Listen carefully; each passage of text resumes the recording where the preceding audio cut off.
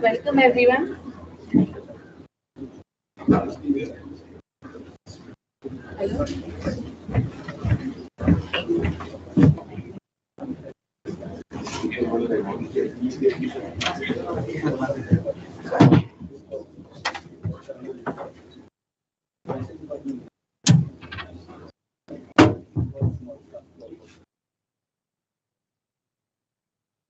Welcome everyone. I hope all had a delightful lunch. So now I welcome everyone to the second technical session of Invest 2022 conference. I now introduce the session keynote speaker Mr. R. Ramakumar, Deputy General Manager of Noise Vibration and Harshness (NVH) Laboratory in the Automotive Research Association of India, Pune. He is graduated as Bachelor of Engineer Mechanical from Madras University and Masters of Technology Automotive Engineering from BIT University and ARAI Academy. He is having 15 plus years of experience in experimental model testing and its advancement at vehicle level. He is having experience in component level NVH, including tire, motor, fan, and horn noise.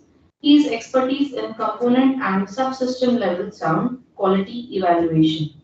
He has published 17 technical papers at various SAE and other international conferences.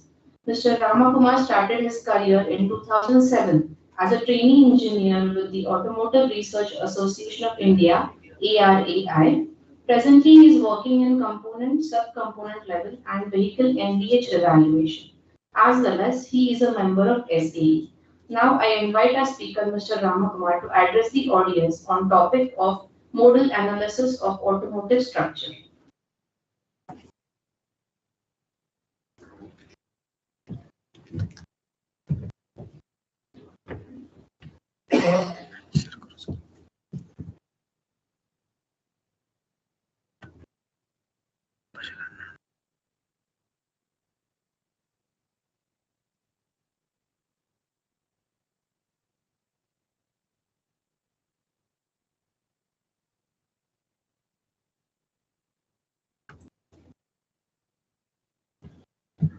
Good afternoon, all. Thank you for the brief introduction, ma'am. Dignitaries, authors, and delegates. I thank the Invest and the CES team for giving this opportunity to present a short keynote on a session on experimental model testing and analysis.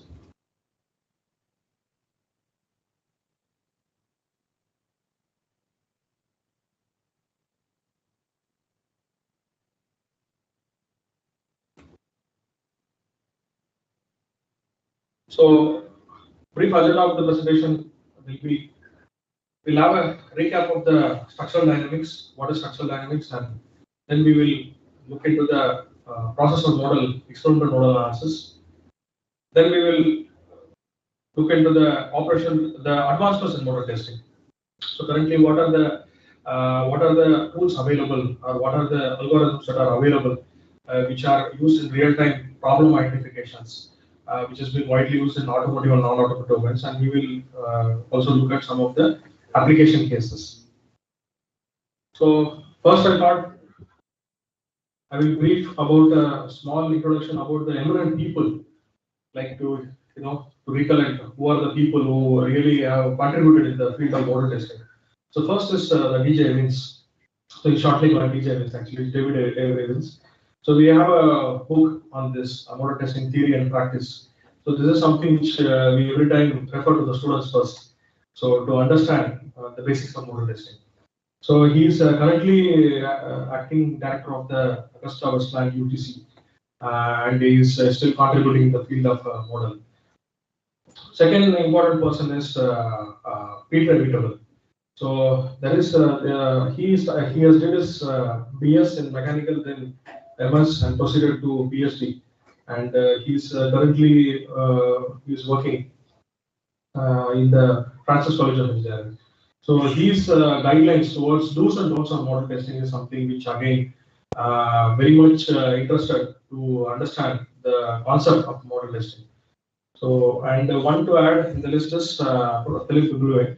So he's also again BSc in mechanical with the PhD in model, and he is also contributing in the field of the model testing.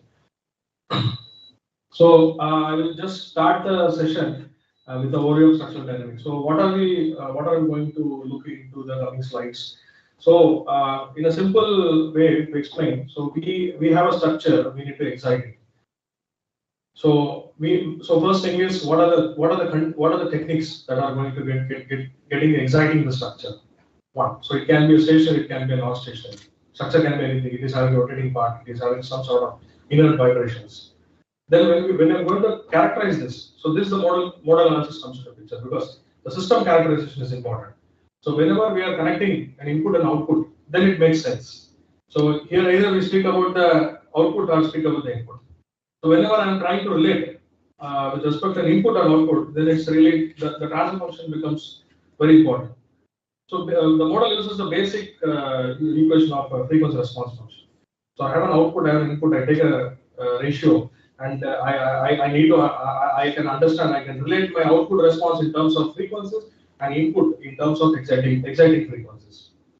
So the model can help to evaluate the frequencies, the mode shapes, and damping ratios, which in turn can help to correlate the models, the simulation models, validate the simulation models, do a sort of sensitivity analysis, and change your mass stiffnesses to see what's actually happening to the structure. Is it really shifting by frequency or it's getting the amplitude down? So these also can be addressed from the model. So from the theory book of model, there are three models available. So first is we are actually looking at a physical model. So this physical model is the actual model in this in any given time. So, but we don't want to have the complete details of the model to characterize it. So what we do, we bring it into a model domain. So in model space, what happens? We want to capture few responses from the structure and characterize it. So there are two outcomes. One is either you get only the set of FRFs and try to characterize this model. So that becomes a response-based model. Second is you try to define the model mass, model stiffness, and model damping matrix. So then you extract the additional information, which in terms of your mode shape eigenvalues and the eigenvectors. So this is the model space model. So a user has the flexibility to use either an FRF-based model or a model-based model. So if I want to look at the frequencies, okay, I go with a response-based model. If I go for a model domain or mode shape analysis, I go for a model space model. So what actually model helps in connecting? So when I started, I told you the frequency response function. So this frequency response function, it creates a definite stiffness connection between your source to the body. So there is a definite stiffness is involved, one, and these stiffnesses convert in terms of vibration or in terms of noise. So this is what is heard in the vehicle interior or in the vehicle exterior. So exterior can be contributions, again, the noise sources can be different for an airborne and the structural one, and the same way for the interior also. So for interior, since there is a strong coupling between your structure and the acoustic, we can define these stiffnesses using the measurement techniques which are available. So this slide is just to give an idea that when it comes to the operational data analysis, we have all these techniques like FFT, octave, sound quality, time frequency analysis, operation differential analysis. But once we come down to the system characterization, then this FRF model, operational model, and transfer path analysis plays a role. Then finally, we always want to understand what is the load on the structure. what is an acoustic load, what is a structural load. So here we have the coherence analysis, source and ranking by noise source amplification, then the force estimations as well as operator transfer path. Because finally we want to know the N value. What is the N of that? What is the acoustic load or what is the structural load that is actually acting on to this? So now I'm coming back once again to the model. So in a nutshell, we can tell it's a process of characterizing the dynamic properties of an elastic structure by identifying its modes of vibration. So what we get natural frequencies, damping factor, and the mode shapes. So this is the same thing is extracted from a model, from a test, from an experiment. It can be done in an analytical way also. So this correlation also can is useful for the industry to connect how a test is behaving from an FE and the vice versa. So I already explained. So if you see, we have the loads, then we have the system characterization, then we have the response. So force are in terms of your acoustic loads as well as the structural loads. Then it starts interacting with your structure. So whenever a structure-bound force interacts with your structure, it turns out to be a vibration. So whenever I have an airborne and structure-bound load, then it creates a coupling between the structure and acoustic. So then output can be either a vibration or can be noise. And finally, we have the airborne loads. It's only the acoustic loads, like only the air cavities displacements. So this can be purely an acoustic to acoustic coupling, which will turn out to be a noise. So since we touched upon the coupling between the structure and acoustic, so we need to also have an understanding how these systems are getting characterized. So whenever I have a structural load, I'm going to excite the structure and try to take a response in terms of acceleration or in terms of noise. So a noise becomes a noise transfer function, or from a vibration point of view, it's a vibration transfer function. So either I do it in a direct way or in the reciprocal way. So this way, any automotive structure or any structure for that case, which has a definite source path receiver concept, can be characterized. So I just want to glimpse upon the resonances. So morning also a few of the delegates have touched upon resonance. So resonance is an important phenomenon where a system excitation, where a response resonance is basically whenever a exciting frequency coincides with your natural frequency, then it simply creates a phenomenon called resonance. So a critically damped system, what will happen is they will keep on storing this energy and your amplitudes peaks. So this is what is finally getting to a durability. So when it comes to the durabilities, what we look at is we try to extrapolate these resonant frequencies. So what we do, we put a component on a natural frequency and you give an accelerated cycle to see when it gets fails. So this also helps to understand the component failures point of view also, the durability or the life cycle predictions point of view. So resonances are important to see the damping of the system, damping the stiffness in terms of whether it's a critically damped system or a overdamped or underdamped system. Any for example, simple example for a overdamped system, just anything filled with a for example water tub, a water ball. So it can be a overdamped system. So in automotive, most of the time it's critically damped system or underdamped systems. So we have the tendencies of resonance building. So another two parameters which I would like to touch upon here is when it comes to vehicle application, these resonances help to identify something called as transmissibility. They measure the transmissibility. So this is nothing but the ratio between my output and input. Here also we look at what is active vibration, what is the passive vibration. So this way we can characterize non-elastic components like in terms of rubber, springs. These evaluations can be done, and selection of this can be based on the isolation efficiency of the system, where we simply multiply by 100 to get this ratio into what is the overall efficiency that the system is able to give. So these are also very critical in selection of the engine mounts, body mounts, cabin mounts, and there are few other suspension frequencies. So that way resonance plays an important role. Now just to add, so we have a stiffness, and then we have the first is my stiffness, then I have my frequency. So this is my damp resonance frequency, and then I have my mass line. So these are simply the three parameters that are controlling the model parameters. And when it comes to damping, yes, we can evaluate this in terms of structural damping in time domain as well as in the frequency domain. So we have when I have an exponential decay curve, I can evaluate the damping of this. Or if I have a frequency, then I can evaluate the global damping ratio from it. So this is also again a parameter which can be evaluated from model.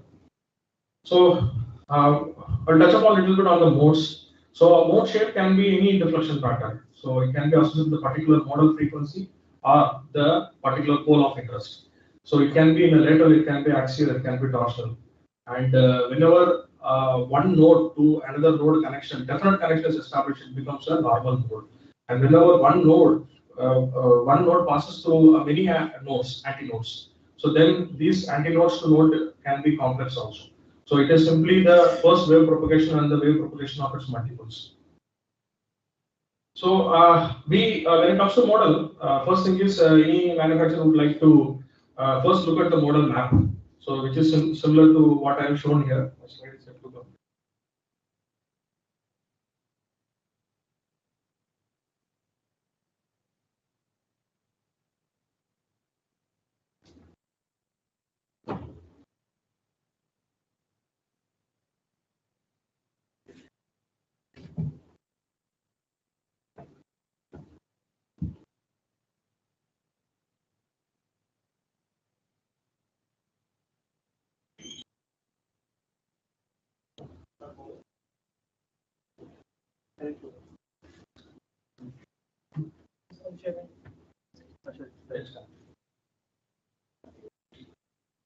So what we look at, sir, when we look at the structures is basically we know very well for internal combustion for a normal IC vehicle, we know where the chassis powertrain modes are located, need to be located when it comes to the rigid body modes or the flexural modes, and then where the acoustic modes need to be, the first cavity modes need to be located, where my human contact point modes need to be located, like in terms of steering, then the gear shift lever, then the doors.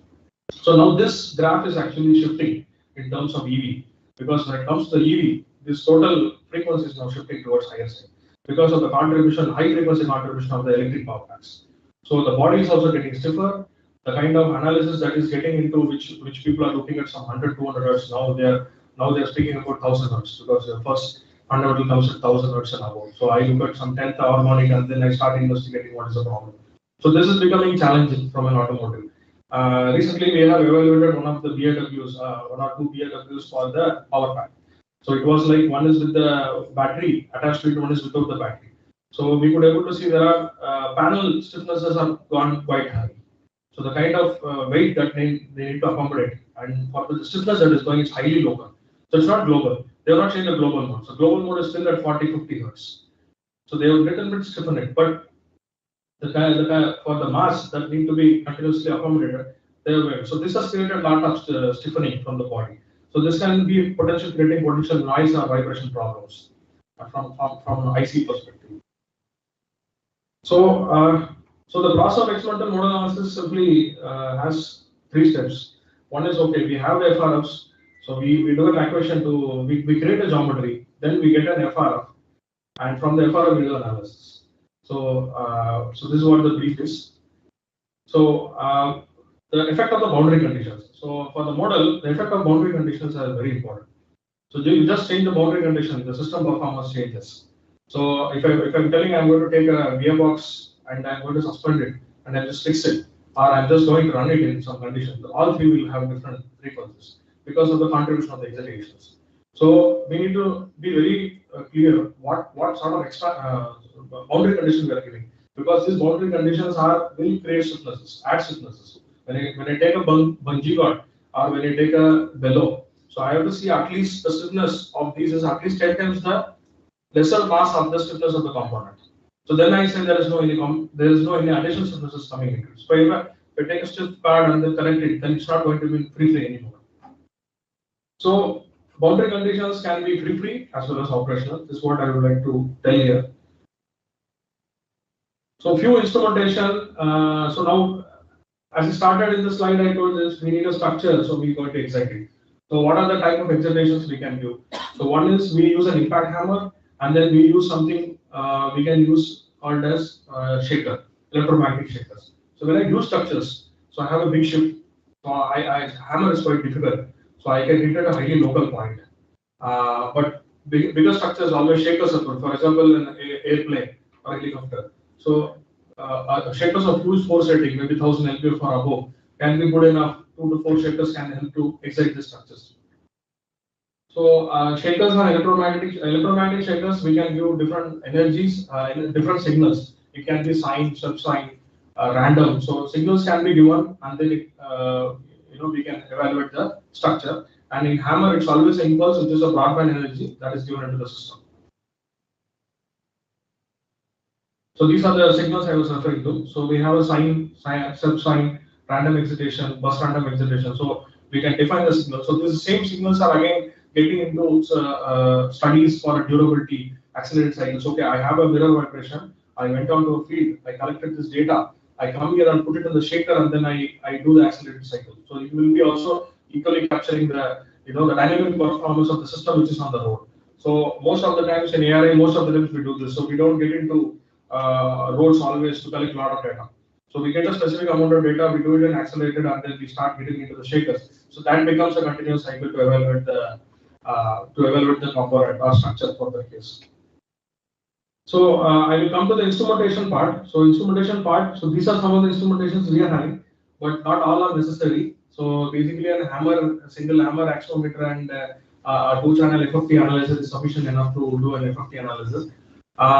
There are open algorithms also available where you can take a single electrode system or an end-of system model, combine it to evaluate the model parameters. So this also is possible, and MATLAB programs are available to do it. So no need to rely on a commercial package as on today. So we have experimented few of them also. But generally, axiometers, hammers, or shakers, then force transducers, then the tools for suspension. These are some of the primary requirements you require to do a model. So this is again a case where this is a geometry. The first step where we need to have a geometry in place. So it can be just we measure it, or we just use a highly accurate CMM or a scanning machine to scan the geometry. So non-contact measurements use maybe 1000 points. They scan in one go, and just in no time they will have 1000 points. Like it's as good as an FE model. So, but in tests we are looking at we are going to evaluate the mass and stiffnesses of the point. So we don't want to have a very fine geometry. So we maybe this BAW is having a point of around 150 points. This BAW. So these are the two-wheeler frame, front door, seat, steering assemblies which are evaluated. Then the FRF. So FRF I already mentioned. So it will have an input and it has an we have an output, and then we have the frequency response function. So this is the prima facie for the model, and there are different types of FRFs are there. So whenever I am going to connect my displacement, velocity, and acceleration, accordingly my output will be varying. Displacement upon force, velocity upon force, and acceleration upon force, and the reciprocal of it. Because everything is used for different applications.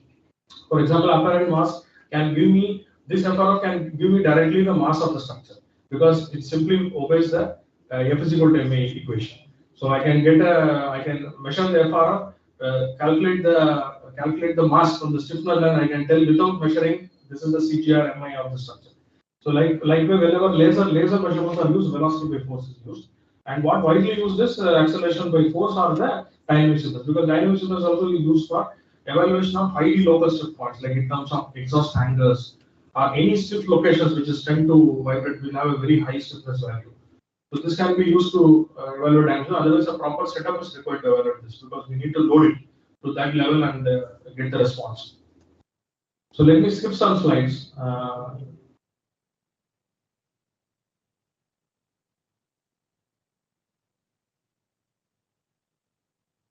So a driving point FRF is important because the driving point FRF is a point which is used to identify all the modes which is in the system.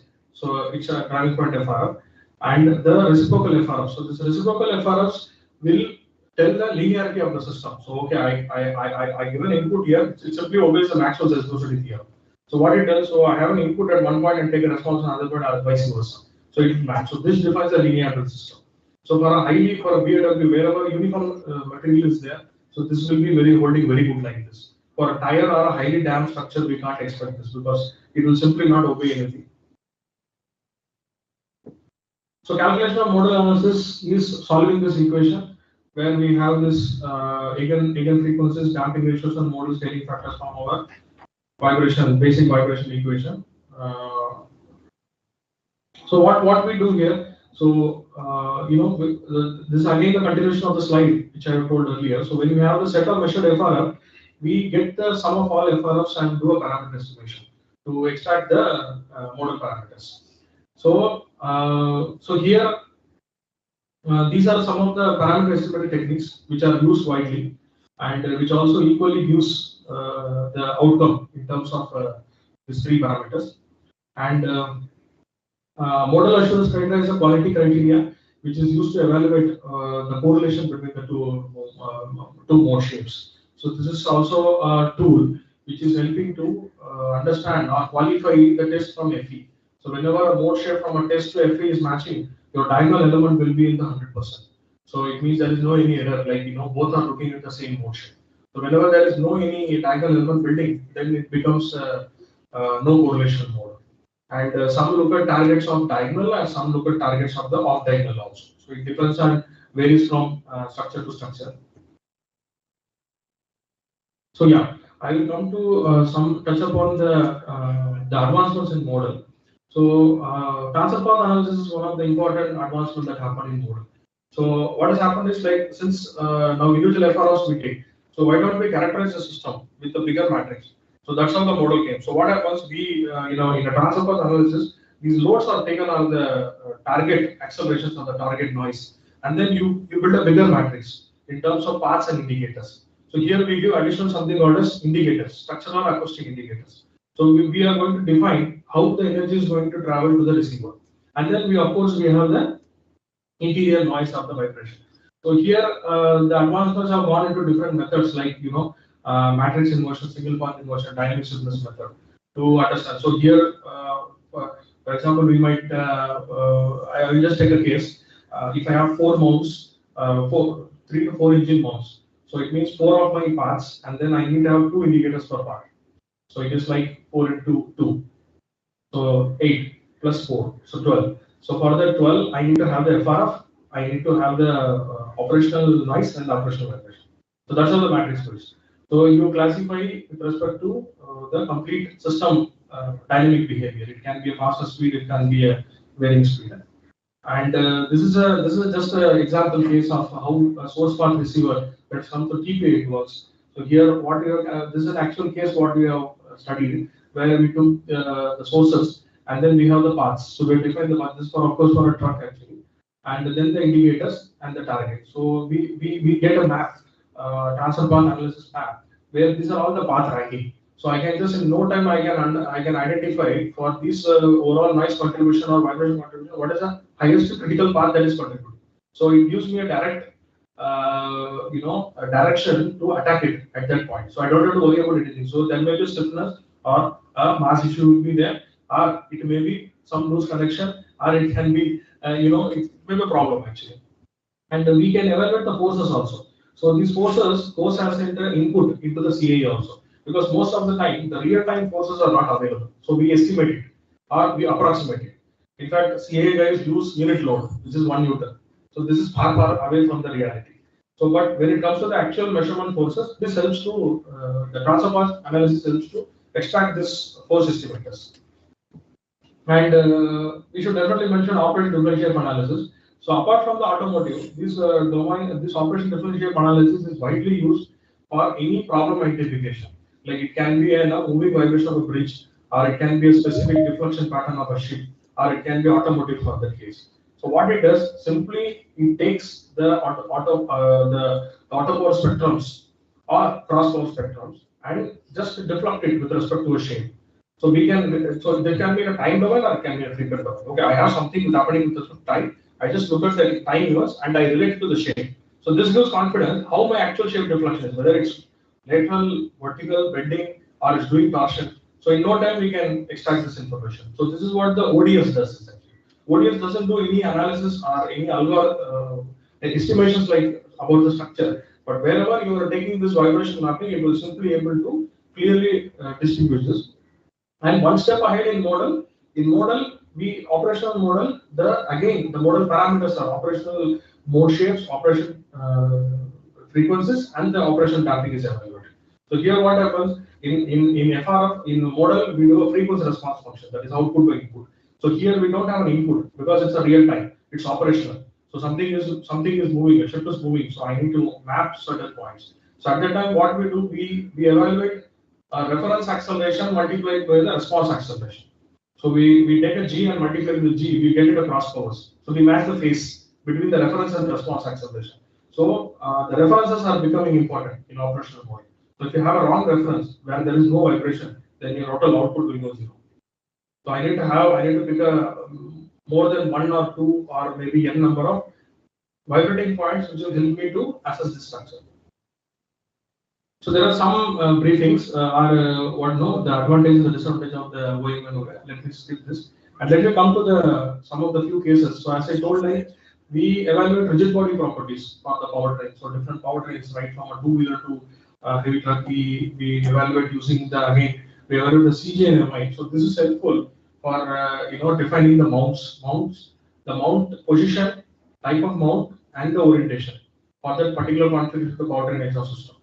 So this is something which you are regularly doing. So what we look here is the FRF, and in this FRF, this is the mass line which I have highlighted. So from this I can directly calculate the CGA and MOI. So here what we also got the rigid bodies. So as I was telling, the rigid bodies are 6 rigid bodies are there. Ideally it's at 0. So you have the 3 translational, 3 rotational. So but in test it's never going to be the 0. It's going to be at some frequency. So every time you don't excite all. You can't just like that excite all the 6 rigid bodies. You need to have a boundary condition. So this can help to identify the rigid bodies also. So rigid bodies can be again the rigid bodies also should be have a 10 times separation from your first natural frequency. So if I have a first natural frequency at 100 Hz, my last rigid body should be at 10 Hz. So it means then the stiffness of the rigid body is not actually coming into a fluxural mode. Otherwise, you have a serious problem with your rigid body. So this is again an application case of a steering system where we have correlated the first foreaft and the lateral mode of the steering wheel from the disc to the FE. So where we have worked with our FE team to do it. It's a free. And this is the case of the tire where we have the 2 lobe and 3 lobe mode correlation. Within 5% was the correlation achieved. So this is something which we regularly do at our end. And this is a case of a hood. It's for a passenger vehicle where we have used a non-contact measurement and a contact measurement. So what happens? Why this is most important is how the mass effect will come into picture. So when I have 100 points, so I am just going to put 10 accelerometers at every point, or for example 50 points. So this mass is going to add to the structure. So it will shift the frequency. So every time this mass effect comes into a query. So without what is the effect of the mass? So how actually? So what is the practice? General practice. So you replace it with the dummy masses. So if you want to have the X number for mass, so whenever you replace it, that mass is fixed constant there. You can't just move it. For a lightly damaged structure, it will make a big difference. So we have this for actual fixed condition. So we were able to see very massive difference actually. Of course, here also we have mapped this around 60 points were there. Where the sum of FROs was at least for the few modes it did not really change. So this is one case, and this is again for a case of a 70-gram PCB mass. So where the spacers, what you see here, is actually creating a difference in terms of the frequencies. So with and without the spacers was to be identified for the MAC, the model assurance criteria, because the target is for the MAC. So the target for the MAC should be above 80%. So this was again done and could be achieved, but without the spacers, there was no any more correlation at all. So it means that FE was totally missing the simulation of the spacers there. So they were not really accounting for that. So this was revealed from the test. So to summarize, actually model applications, what has happened, this is very old theory. I'm working in the model for 15-16 years. I don't see it's going strong. Actually, initially it was took time to understand. But since these what to tell, it spreads into branches. It has spread into branches. Now different people are looking at it. Now the model industry is more driven by the FE people, because FE people, they do a lot of simulations. So they don't know to validate the models. I have some mathematical model I need to validate. I have a proto I need to validate. So their requirements are increasing, going more and more.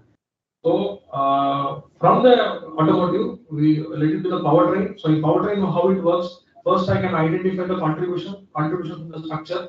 Then I optimize it. For example, I have a noise source identified from a gearbox or a gearbox cover.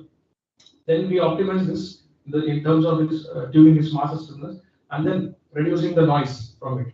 So it can be from the identification and the validation also. And the vehicle body, two major roles it is doing. One is global BAW stiffness and modes. So this is very important criteria to define, to identify the defined bending and torsional stiffness of the BAW in terms of mode shapes. So these K values are important for bending and torsion, first bending and torsion BAW. And this is also important to, it is also contributing for defining the stiffnesses of the cab mount. So what is my cab, what is the mass, and what is the stiffnesses of the cab mount stiffnesses and panel contribution. So once we go in the higher frequency, our panels will start contributing. So panel contribution is also important. And FE model, as I told you, it helps in model correlation, and frequency shape optimization, as well as the model improvement also, mode shapes improvement also. So to summarize, we have started with the overview, and we have looked at the model testing methods and analysis and few advanced ones, and then we ended up with model application cases examples. And these are the references which used for this presentation. Thank you for your attention.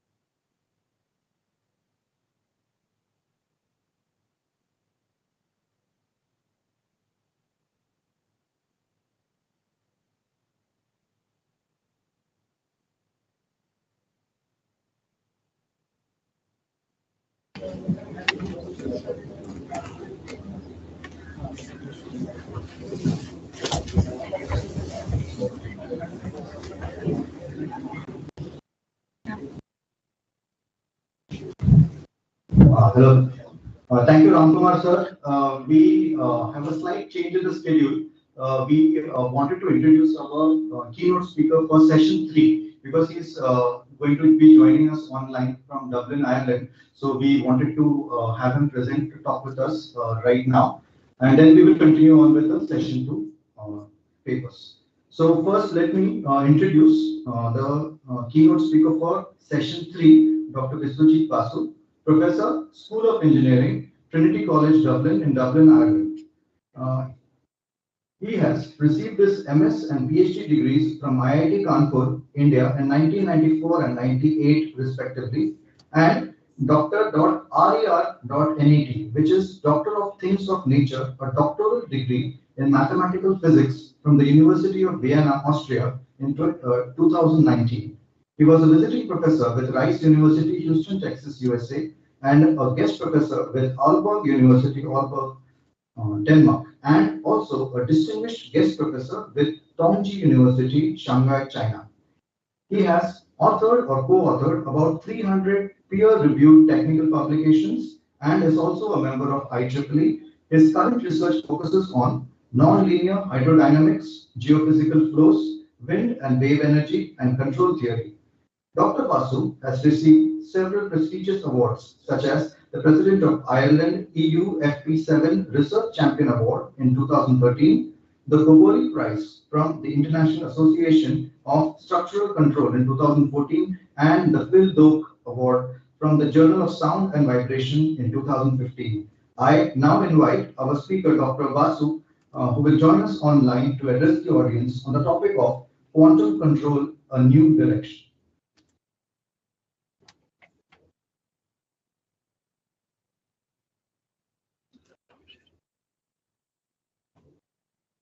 Okay, so good afternoon. Can you hear me?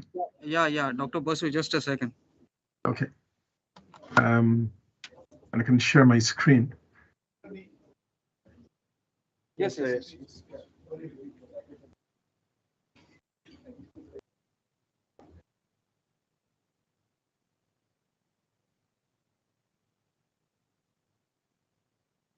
Yes, Dr. Basu, can you share your screen? Yeah, I've just shared my screen. Can you see it? Yes, it's visible, sir. Yeah.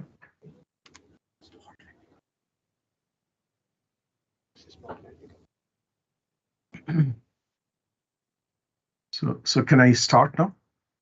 Yes, Dr. Basu, you can start. Okay. So thank you so much, and thank you for inviting me to give this talk, and for the kind introduction. When I was asked to choose a topic in relation to the lecture I would deliver, and obviously this is mainly, I think, a conference on dynamics and control.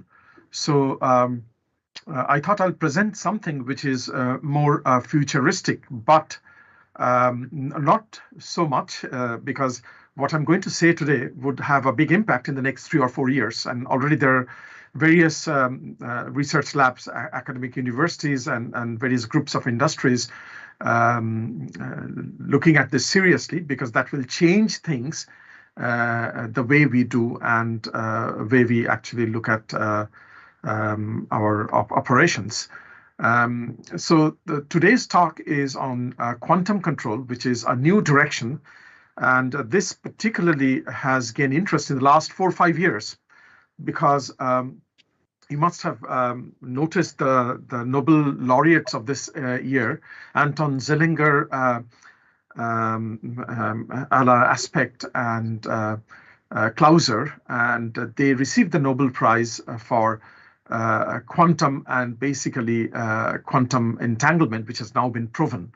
And this has a kind of a connection to the 2015 paper, which was written by Ala Aspect and others, which the topic is very interesting, which says that closing the door to the Einstein-Bohr debate, which went on for about, say, a century, actually.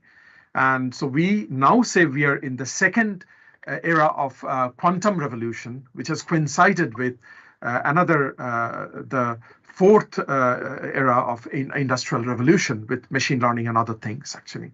So it's at a crossroad in the junction between these two. And hence this topic, which is going to actually change the way we actually do things, and particularly in the context of industrial applications in the next 3 to 4 years, because what I'm going to present are actually now available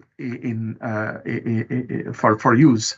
And this is something that we have actually not really followed very well, and people may not be aware of, but I think will have a profound impact. So this is my foreword to what I'm going to say. So I'm going to give you a relatively high-level view, but I'm going to start from a very basic concept, which is a classical single degree of freedom system. And I don't need to introduce this to the audience here, but just for the sake of completeness and clarity, I'm just going to say that I'm going to start my lecture by considering the very classical mechanical system that we deal with in various kind of applications in control theory from mechanical, electrical, aerospace, civil engineering applications. And we have a mass which is attached to a spring and a dashpot, K and C, and is excited by a force F of t and moves with a displacement of x of t. And the equation of motion is given by this linear second order differential equation, mx double dot plus cx dot plus kx equal to ft.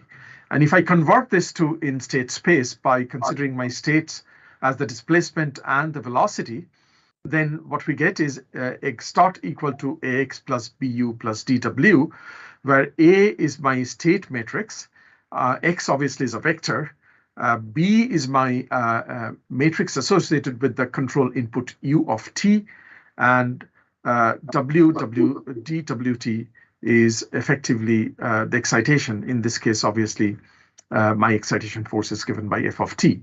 So I can write in this form, and my aim here is to control this system by applying a control force. Now, what we want to do is we want to control this in an optimal manner, meaning that we don't want to produce a large amount of control force, and really we don't want the system to be completely prescribed to a dead bit control, which is basically completely zero displacement. But also sometimes we want to have a certain trajectory that it has to follow. So one way to deal with this is practically. Now, of course, you can solve this differential equation mathematically, and that's what is done in dynamics, a lot of the theoretical work that we do. But in practical case, we have to convert this to a discrete system because we can't actually work with continuous systems really. So in a discrete form, my variables are discretized in time, and control inputs are also discretized, and that gives an equation like x k plus 1 is equal to a times k x of k plus b of uk plus d wk. And in this case, obviously, we have the variables which are discretized in time. That means for a certain time window, we'll have a finite number of variables to deal with in terms of the displacement of the states x and the control u or the excitation w. And suppose we have a disturbance uncertainty because we don't know what's going to be, but we know that it's bounded within a certain limit. So without any loss of generality, we can assume that it's bounded within the unit hypercube. That is, I've taken it to 1, but you can take it to any arbitrary value. And what we do is we now design what is called a model predictive controller, which computes the optimal sequence of the control efforts. And the model predictive controller, what it does is predicts the behavior of the system, because we know that control is a non-causal behavior. So because we don't know what's going to happen in the future, so therefore we have to predict the behavior of this dynamical system, and then we want to control. And the control is given by an objective function, which we want to actually minimize, and that is the sum of the response variable, which is given by now a vector, because we have a multidimensional system, which is xj transpose q times xj, which is my state here, and then uj r uj gives you my control effort. So there is a balance to be struck between amount of effort I want to use and the gain we want to achieve in terms of the desired response. So really, if I can minimize the two together, then that should give me my optimal control. Of course, we can also have a terminal cost function depending upon where we want my states to be at the end. So at the end, time equal to t. Sorry, you see there's a message here. I don't know whether it's for me. Okay. No, sir. Okay. Yeah. So I can continue. Yes. Yeah. Okay. So so the idea is to optimize this cost function. Now, obviously, this cost function is not actually a single cost function, because as we progress in time, this function will change with time. So we have a number of different values. So V is actually a number, a scalar number, because it's based on these calculations, where I have the control effort and the state, which has to be taking a desired trajectory, both in terms of the terminal function or its path it has to follow. And if you are controlling the vibration, you want to minimize it, for example, but with also an optimal amount of effort. But obviously, this number or this particular value, a scalar value, will keep on changing. So what do we do? What we actually have to then consider is what we call a minimax problem for constrained predictive control. And this is important because two things are happening. Obviously, that function V is changing, and it will also depend upon the value of the excitation, because if excitation is different, my value of V will be different, because my response is going to be different. So what I want to do is I want to take all possible values of the excitation and get this value of V. And then for all those values, I take the maximum, and that is what I want to minimize with a given control. So this is a minimax problem, as we call. So with the hope that if I actually minimize this maximum value, then all others, which are obviously less than the maximum, will be also minimized in a sense. But that's not the end of the story, because we cannot also have arbitrary excitations, in the sense that we have some kind of, I think, various kinds of constraints, because the actuator cannot go beyond a certain value. The displacement obviously also cannot exceed a certain value, and my control force, they're all restricted. So these are the constraints I have to put. And the control is normally implemented in a receding horizon scheme, because, as I said, it's non-causal. I don't know what's going to happen in the future, but I know what has happened in the past. So what I usually do, I take a window in the past, say from current point t to t minus a certain window, and then compute the whole thing, and then I recede. I take a bigger window backwards in time, and I keep on doing that, and then I have a sequence of those. And for those sequence, I then can generate a corresponding control sequence as well. Now, this particular problem is very complex, and it's what is called the NP-hard problem, because this is basically a problem where you can see that because I have the cost function, which can take various values, but for different kinds of horizon, I have various values. So obviously, it increases exponentially, because for the first one, I have certain number of optimal control. For the second, so if I have N1 for the first one, N2 for the second one, and so on, then my total number of computation for the optimality would be N1 times N2 and so on. It will keep on increasing exponentially. But this NP-hard problem can be shown to be theoretically solvable in polynomial time, but there is no algorithm for that. So this becomes a very hard problem, particularly if you want to solve this in real time. But in most cases, as you know, the control problems will have to be solved in real time. So what do we do? And there comes the interesting thing, which I want to tell you today. And the claim is that MPC problems can be mapped into what is called a min cut or max flow problem in network optimization. And I'm not going to prove the theorem here or show you the details of the mathematics, but what it means is that, for example, this is my input source, and this is my sink here. The flow is happening like this, and there are various pathways. And what I want to do is I want to make a cut, like cut one is this is a second cut, this is third cut. And I want to find a cut such that I have the flow which is being actually cut here. If I add those together, will give me a minimum value. And that minimum value actually is the maximum capacity of this function, sorry, not the function, but the network. So because this is the minimum flow that can occur, and that means that is the maximum capacity of this network, because anything more than that cannot flow. And if that cannot flow, even though other cuts may have more capacity, I cannot have more than that. So you can see this is a min-max problem, which is similar to what we had seen, like minimizing the maximum in the last case. So this is exactly the same problem. And for example, if I take cut 1 here, what I do is I take the flow here because it's in this direction towards the source, it's negative. Again, this F03 is towards the source, it's negative. Then I have a positive flow here, which is positive. And then I have F05, which is again from node 0 to 5, which is positive. And this is my total flow here. So I compute all the flows for different cuts and then take the minimum of that, and that gives me the maximization of the network. So that problem I have shown in model predictive control can be mapped on this particular problem. Now that's not the end of the story again, because that's good enough, but I haven't done anything to say that this problem now is less hard than the one I actually showed you previously.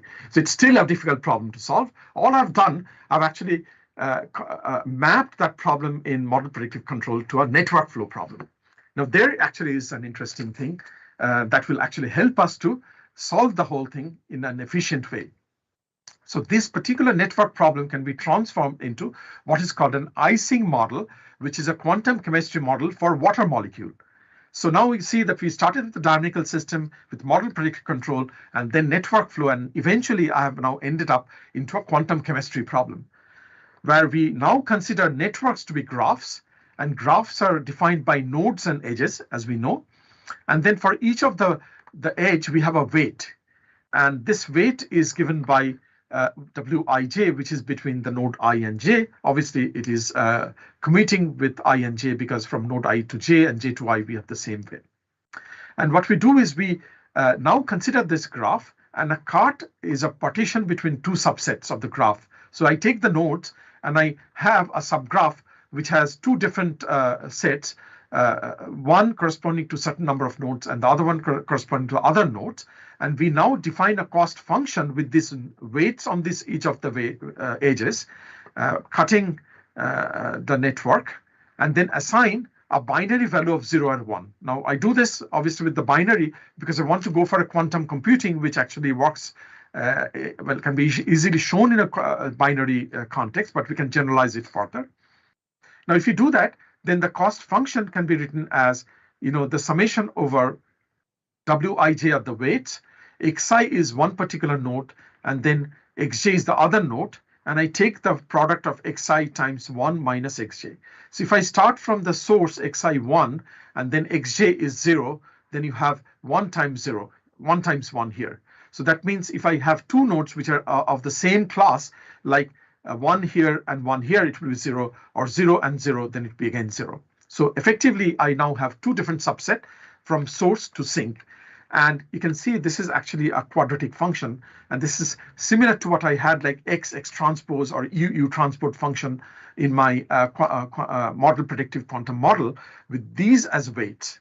And these weights will actually define how I compute the quadratic function here, which corresponds to the weights I use for Q and R, corresponding to the control effort and the quantum, sorry, not the quantum, but the states I want to actually also have a desired or value or minimize. Now I can add a value like this as well, which is obviously generalizing the problem. The main focus is here by I have again a quadratic function like I had in the functional I defined for optimizing the model predictive control in the dynamics case. Now, a bit of technicality. So those who are obviously not so much familiar with the quantum models may not focus on this, but just to mention that what we do is we take the Pauli operator from the quantum mechanics and then transform my xi to zi. And with that, I reformulate my cost function. And again, write everything in terms of this z, which is the Pauli operator. The advantage is these Pauli operators can be now represented in a quantum computer as a hardware gate, actually. So that means what I've done is my model predictive control problem, which is mapped on the network flow problem and the icing model now, eventually has been now converted in a form where I can actually write this in terms of the gates that's available in a quantum computer. So these are the gates in the quantum computer. My cost function is written in terms of those gates. And now I want to what I want to do is minimize this Hamiltonian, as they call, of this cost function. For those who are like from dynamics, obviously will know about the Lagrangian or the Hamiltonian, but really that's the cost function. And this is my Pauli gate. So Now I want to implement this on an IBM quantum computer, which we have done. But I take a very simple case to show that it works actually. But this can be generalized. And we have simulators up to 32 qubit. So we can deal with 2 to the power 32 possibilities. Or real quantum computers we have access to with 8 qubits, but readily available up to 20 qubits. So 2 to the power 20 means, roughly 2 to the power 10 is 1,000. 2 to the power 20 would be a million options to consider. So we can consider a million possibilities in real time, actually. And the computational time is kind of instantaneously, we can solve these things. So I've actually implemented this on an actual quantum computer on IBM, and using what is called a quantum approximate optimization algorithm, which I'm not going to go into detail today, but I'll show the result. So take this network, for example, assuming that we have understood how to map the problem. Obviously, I've gone through the details, but obviously I've shown how that can be done. And I have the nodes like 0, 1, 2, and 3, and the weights are 1, and they're all connected here. And what I want to do is want to have two groups of nodes, such that if I look at the connections and between the two classes of the nodes and then add the values of the weights, I want to get the one with the maximum one. So if I use the brute force approach, so I can say that, okay, I put all the nodes like 0, 1, 2, 3 as in the class of 0. And in that case, obviously, the cost function is given by the connectivity between two classes of the nodes. Now here we have only one class, so therefore the cost function is 0. When I assign a value of 1 to this 0 and 0 to the others, then effectively this is connected to this node, and this node. So 3 nodes are connected to 0. So then I have a cost function value of 1, 2, and 3. So what I do is I look at the connection between the two different classes. When I assign a class 1 to this 0 node and 0 to all others, then we have a value of 1 plus 1 plus 1 is equal to 3. And I can do that by assigning various different values to the other nodes. So that means I assign a value of 0 to here, and for my node 1, I assign a value of 1 and 0 to others. So that means node 1 is now connected to the class 0 and 0 here, and get 1 plus 1 is effectively 2. So if I keep on doing that, I find that if I assign a value of a certain value to this diagonally opposite nodes, so that means 0 and 2 are in the same class and 1 and 3 are in the same class, then 1 is connected to this blue nodes, red is connected to this blue nodes, so with 1 and 1 here, and then here I have again red connected to blue with 1 and 1. I do not consider the ones which are like blue and blue because they are connected in they're the same group, same class. So therefore, here I have 1 plus 1 plus 1 plus 1. So red connected to blue is what I consider here. And that gives me a value of 4 here. And there is a similar way we can do it. Just we can then change the colors of blue to red and red to blue. So this is the best solution. This is by brute force, because obviously I can do this enumeration and calculation and get the optimality. If I implement this on a quantum computer, I actually get the exact same result.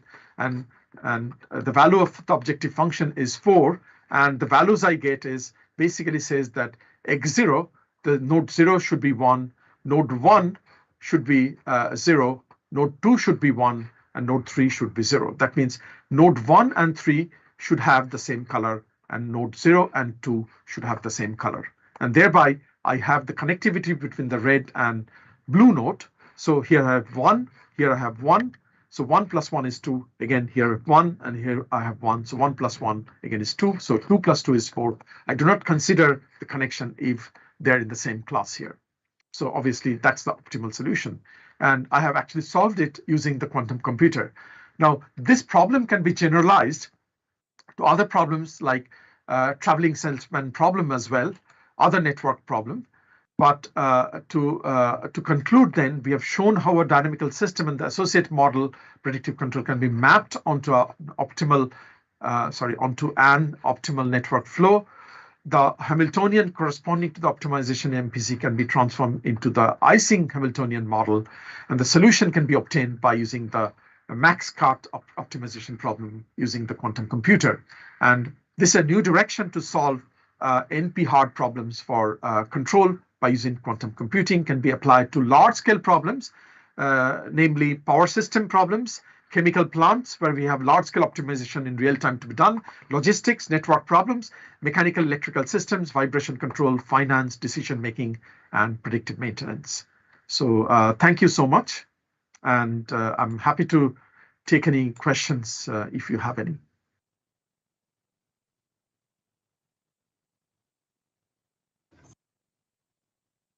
Anyone have any questions? No, sir. They don't have any questions. Okay.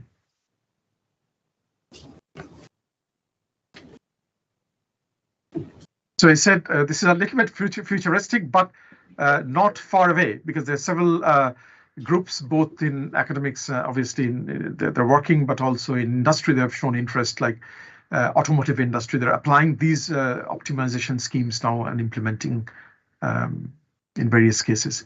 And I think it will revolutionize the way we deal with, power system modeling, electrical systems, networks, communication, large-scale systems of control in buildings, energy systems, and so on. And cryptography as well, how we deal with our finance, banks, and so on. Do we have to change our password every few minutes? Because all the RSA cryptography now will be broken based on these kind of. So that's kind of a concluding word for me. So thank you for your patience, and I'm happy to, discuss things offline as well. You have my email address, so feel free to drop an email to me if you want to discuss it further. Okay, so thank you so much. So I'm going to log off now.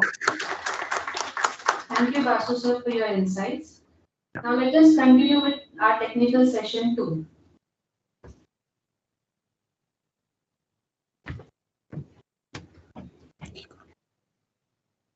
I would like to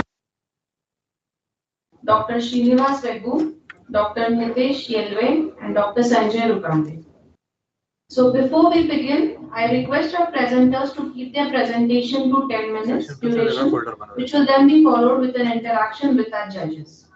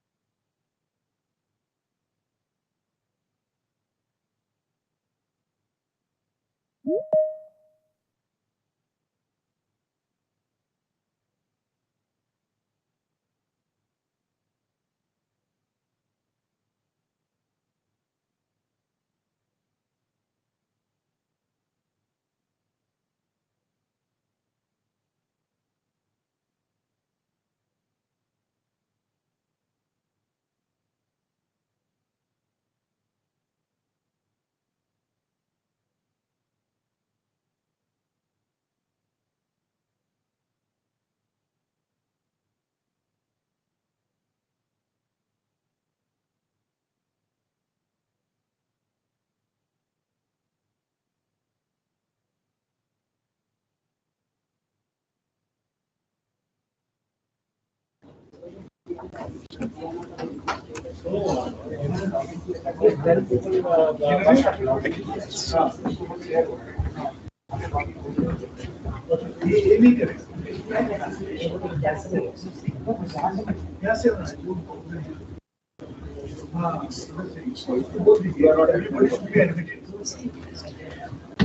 afternoon. It's audible?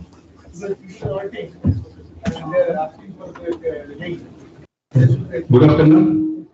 This is the presentation that I would like to discuss is machine learning based failure mode effect analysis for vibration monitoring of industrial equipment.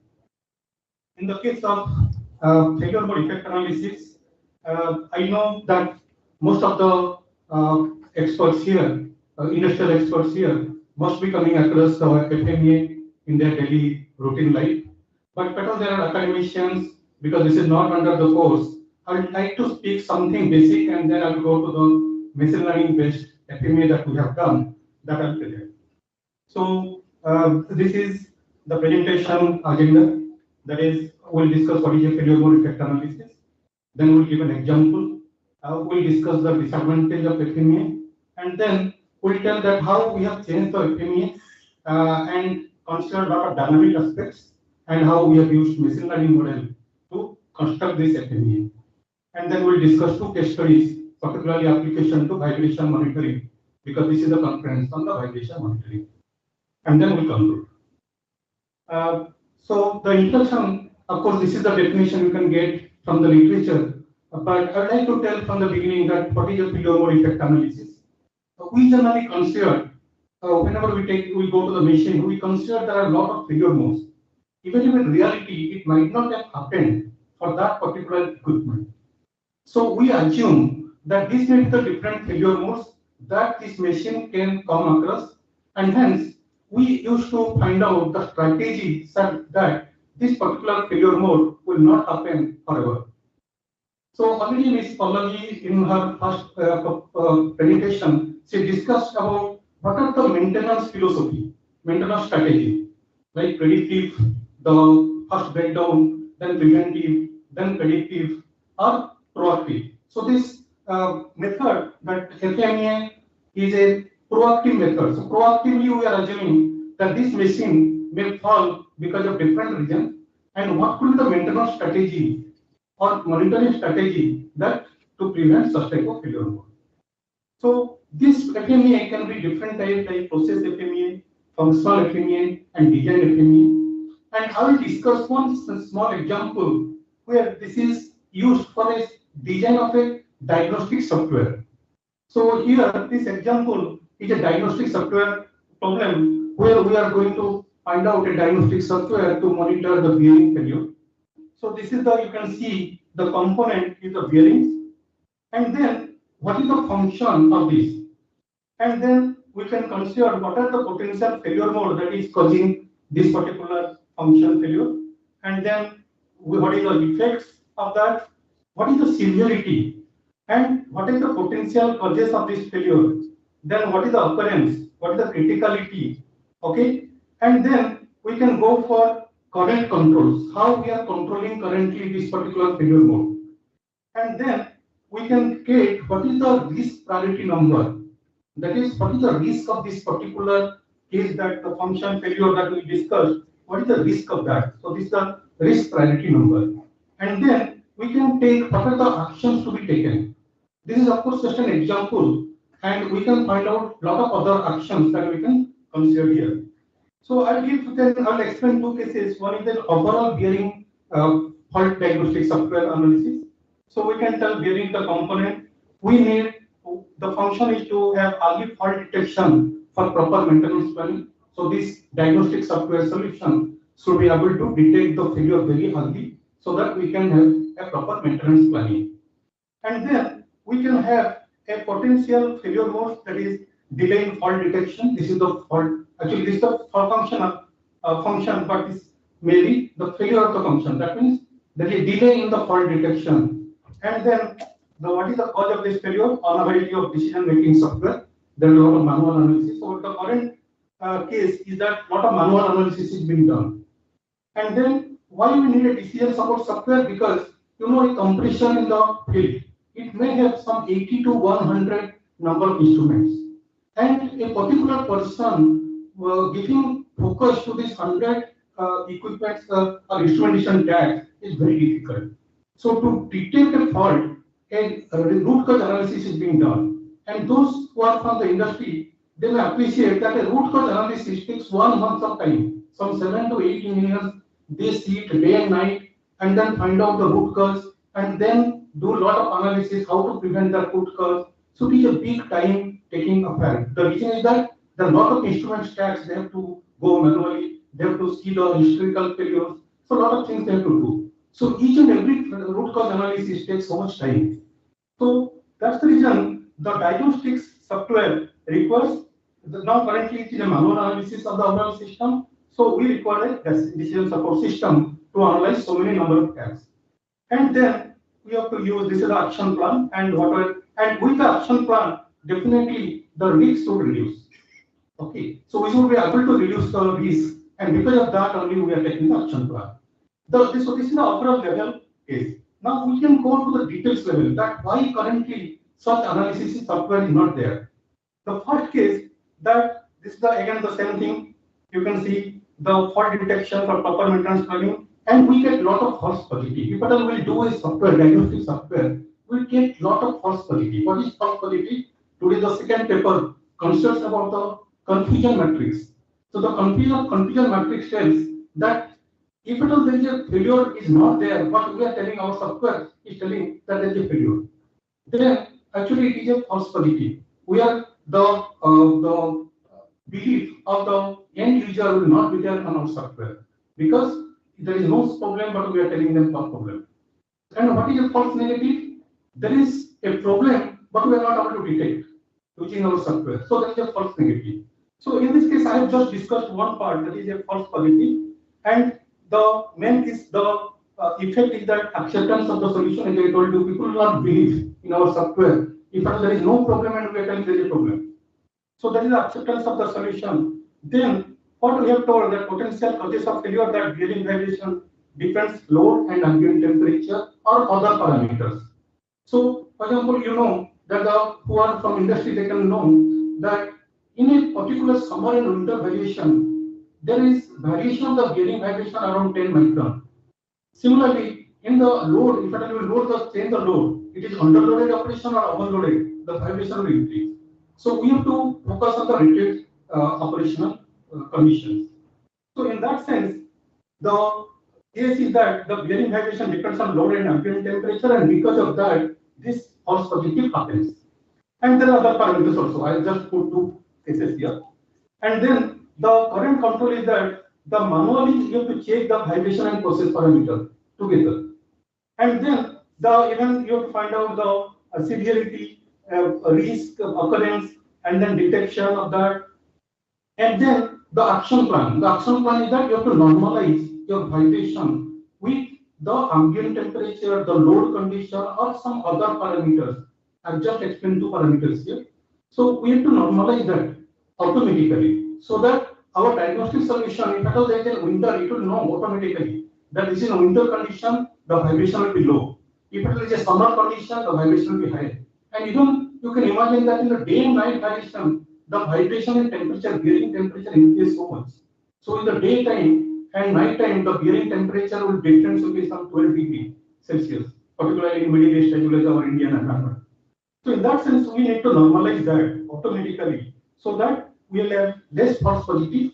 We can detect solution or detect the problem of the bearings. So there is the action plan, the machine learning based analytics need to be improved.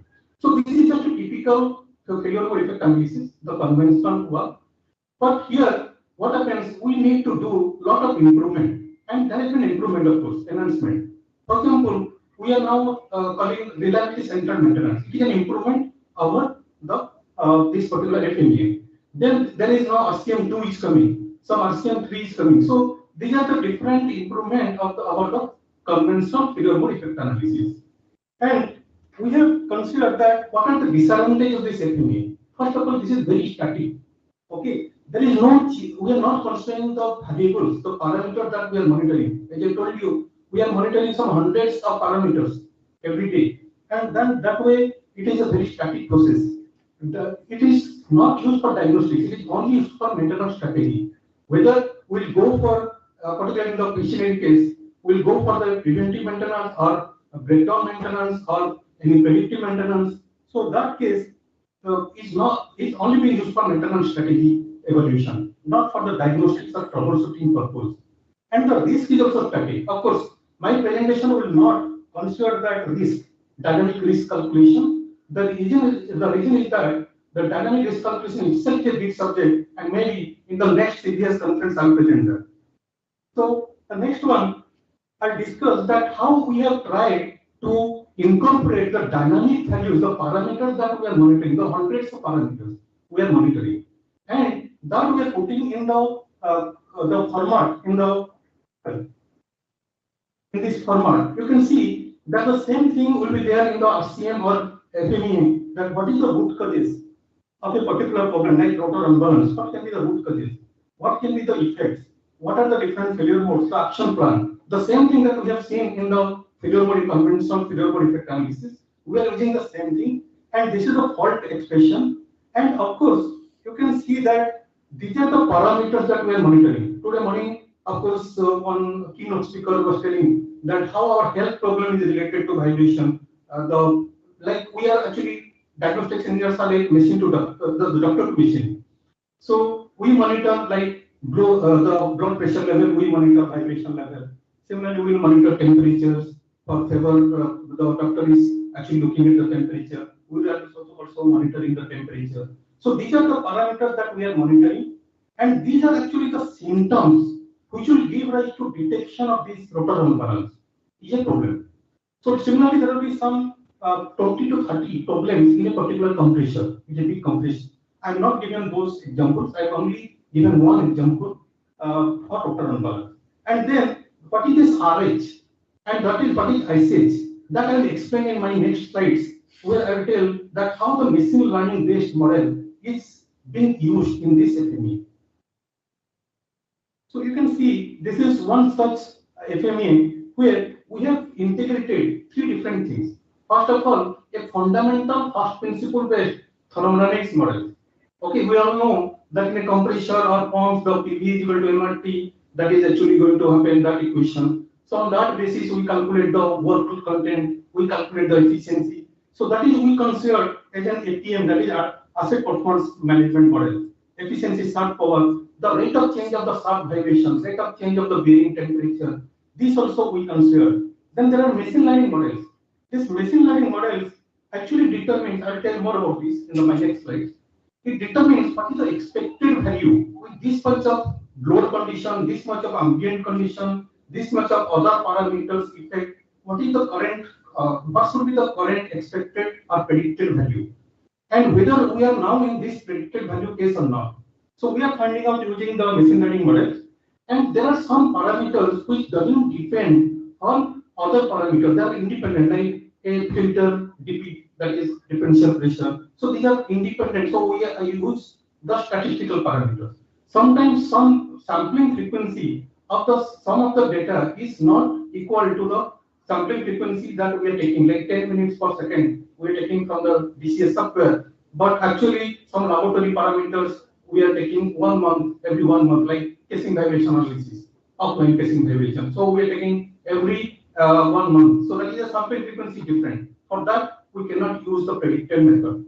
So we can use, but that is a very rigorous, again, we have to do different analysis, regression analysis to find out the different points, what is the value. So in that sense, we cannot use that. So we have to use a statistical model. I have given an example like thrust bearing. The RL and RH are there, but in case of balance line flow DP, you can see the statistical is there. And this is high or low, that is particularly the calculation, the derived calculation.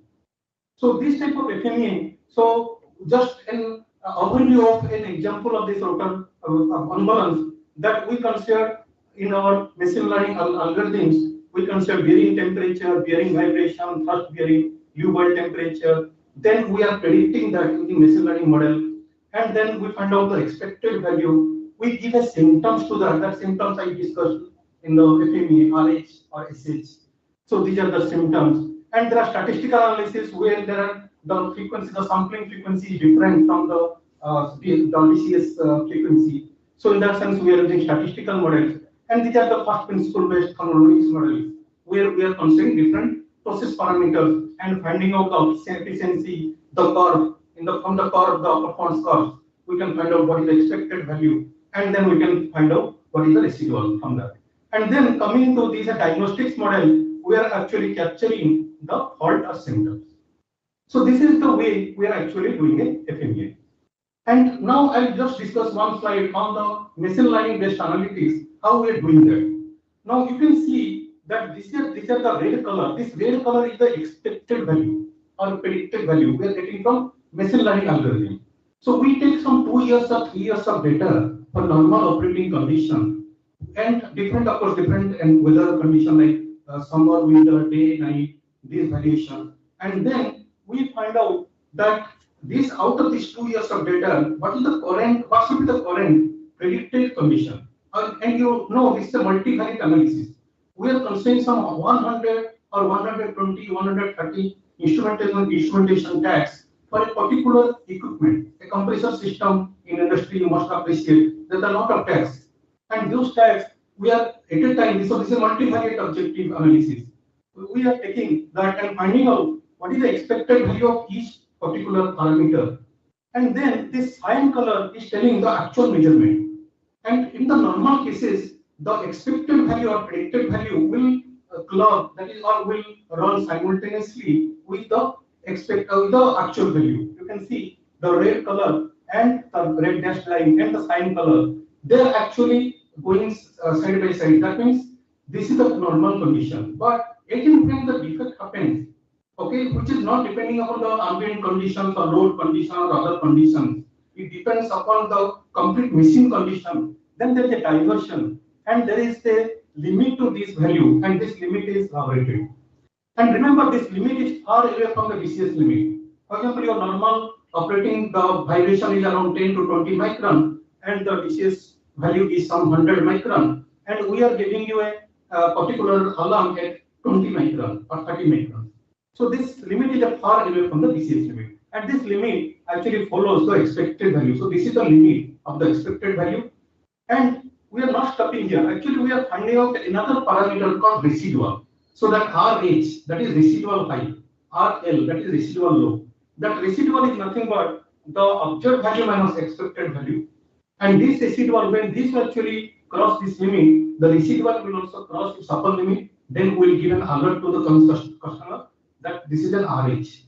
Typically, it will go towards the lower limit, then it will be an RL condition. And sometimes you may be knowing that some parameters will have both RH and RL, like thrust bearing displacement. Some will be only the higher value, like the temperature bearing temperature. Some will have only lower value, like the U-well head of pressure. So this time we have to find out from our logic and then put that in the FMEA. So that FMEA is a dynamic FMEA considering actual measurement, and we are applying machine learning algorithms to find out the symptoms. So that way, this is a different type of FMEA that we have done. And remember that we have not done for one or two equipments. We have done a lot of equipments already, and already a number of customer sites we have implemented this FMEA, and now we are getting value also that I will discuss 2 use cases. So we have used these machine learning models for the compressors, different type of compressors, starting from centrifugal, which is very frequently occurring machine, and then liquid ring compressor, which is very infrequent machine. Similarly, different other equipment. I will not go to the details, of course. And then some static equipment and electrical assets, we have considered this. Then this is just a use case. Now in the software, how this FMEA will appear. So you can see that this is an alert. We have got an alert for like this. This is an alert we got that radial bearing DE fell RH. Okay, that means that RH is residual high. So this actually the alert we got. So what are the symptoms?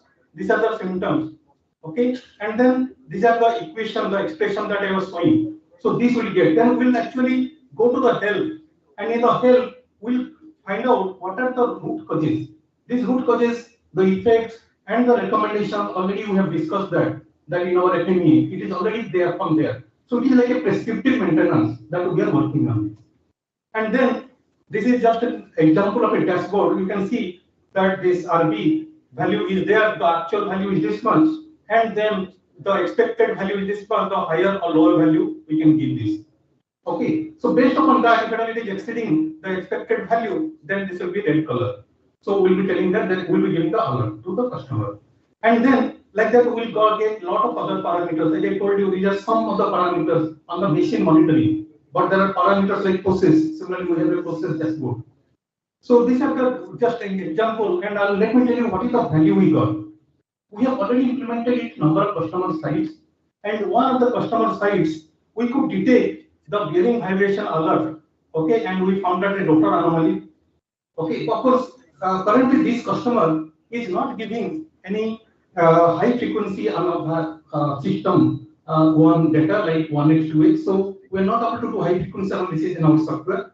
But once we gave the alert, then they went to the system on software and they confirmed that they are getting. Of course, this is a very early alert, and they confirmed that there is a good unbalance available in this, and that is still under condition monitoring case. And what we have given the value that 168 hours of maintenance time saved, significant maintenance cost saved, because now they know that there is a secondary damage that will not happen in the case. So the consequence has been decreased because because of the early fault detection, and they are continuously monitoring.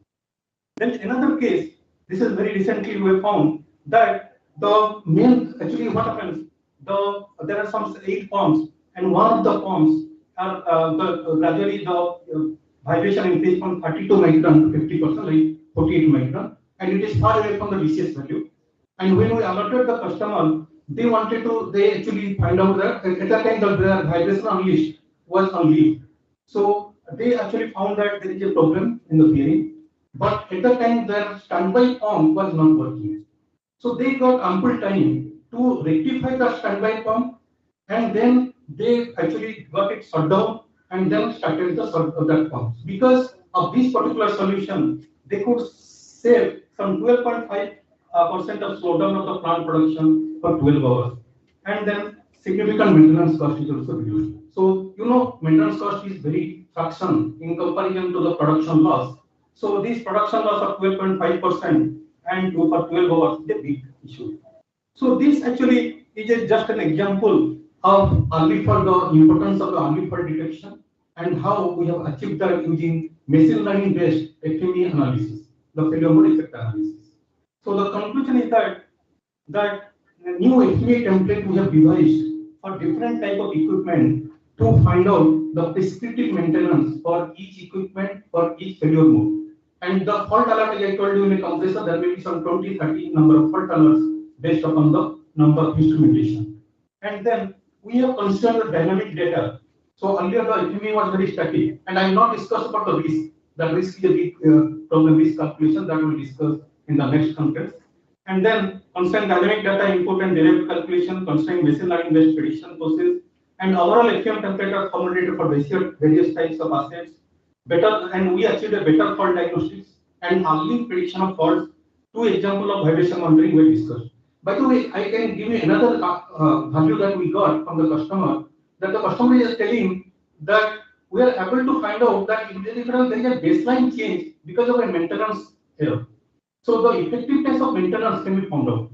Similarly, effectiveness of operation also we can find out. For example, in our country, they have used a different operation mode and the baseline has changed. Now this will give an alert. So in that way, even if there is a false positive that is used in a positive way, that they could find out that because of maintenance error during the shutdown, there is a baseline change. So this actually, and another one thing is that because the maintenance planning can be done very well, so the condition-based maintenance can be applied. So recently we have given one presentation simultaneously along with our customer, and they have claimed that they have saved around 23% of capex for the last 2 to 3 years of implementation. So this is a big, of course, I'm not telling the value, but it is a big value in millions of dollars. So this is just an example of the value of this type of system. So thank you very much to the CGS and the participants for listening to carefully, and to CGS and all our organizing partners at CRIT for inviting me to speak on this. Thank you.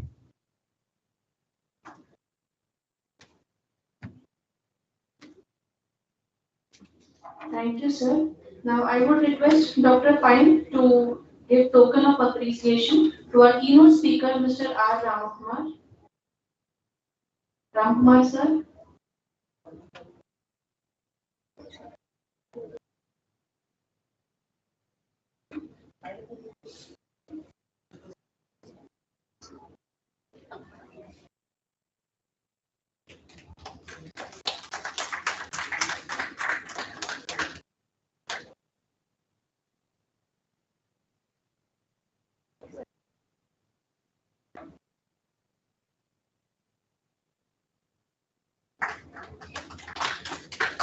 I would request Dr. Pine to give token of appreciation to our invited author, Dr. Chinmaya Kar.